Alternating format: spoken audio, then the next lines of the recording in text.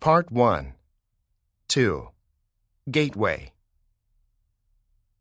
Once again, I had lost the piano contest to my friend. When I learned that Linda had won, I was deeply troubled and unhappy. My body was shaking with uneasiness. My heart beat quickly, and my face became reddish. I had to run out of the concert hall to settle down. Sitting on the stairs alone, I recalled what my teacher had said. Life is about winning, not necessarily about winning against others, but winning at being you. And the right way to win is to figure out who you are and do your best. He was absolutely right. I had no reason to oppose my friend. Instead, I should focus on myself and my own improvement. I breathed out slowly. My hands were steady now. At last, my mind was at peace. Exercise 1. Sumbart had learned so much in that wonderful place. He had learned much about the business of being a motor mechanic, and he learned to treasure the satisfaction of repairing things and making them useful again. Chatri had encouraged him to question why things were so, and not to be satisfied with merely knowing how they worked. Bit by bit, without even noticing it, he began to feel increasingly confident about himself. His grasp of English improved markedly, and so did his status in the village. He knew he had benefited greatly from the esteem in which his master, Chatri, was held. It didn't matter any more that he was small. It didn't matter at all. Exercise 2. Honey, what's the matter? I asked immediately upon hearing my wife's frantic voice on the phone. She was crying and nearly hysterical. Immediately, my heart began to race. Finally, my wife blurted out, "It's Kevin." Oh no, I thought. I asked, did he fall into the pool? It was my worst nightmare coming to life. My 18-month-old son had drowned in our own backyard. No, Sandy said, it's his toenails. I wasn't sure I'd heard right. His toenails? Yeah, she said.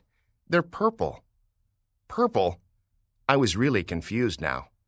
What happened? Did somebody hit him? No, he colored them with a magic marker. I couldn't help it. I burst out laughing.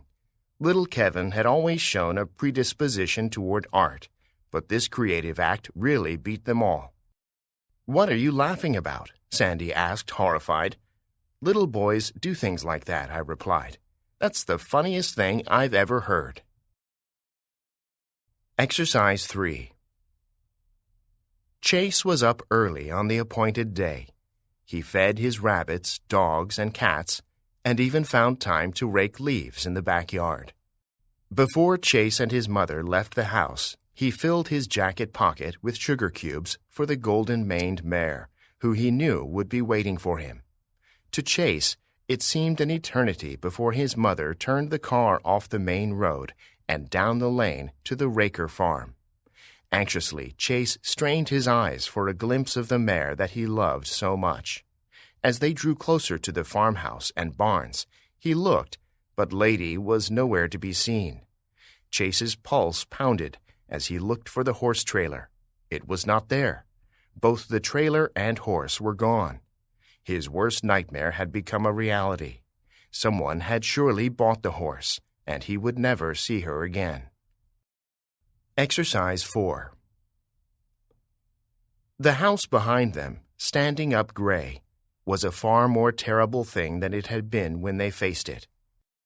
By common consent, they hurried a little as they walked fast among the dead leaves.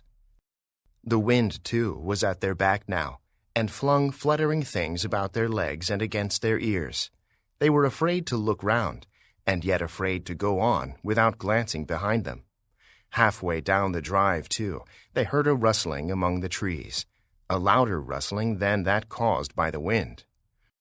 Brian stopped still, and Comathup wondered why his heart kept jumping into his throat and nearly choking him.